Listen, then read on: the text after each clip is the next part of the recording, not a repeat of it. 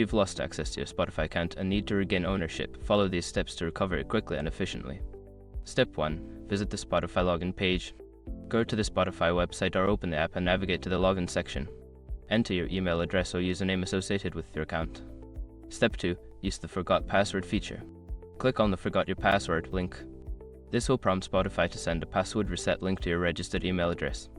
Step 3. Check your email. Open your email inbox and look for the password reset email from Spotify. If you don't see it, check your spam or junk folder. Click on the link provided in the email.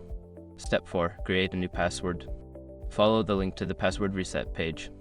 Enter a new password that you will remember, ensuring it meets Spotify's security requirements. Confirm the new password and submit. Step 5. Log into your account. Return to the Spotify login page and enter your email and the new password you just created. You should now have access to your account again. If you continue to experience issues, consider reaching out to Spotify's customer support for further assistance.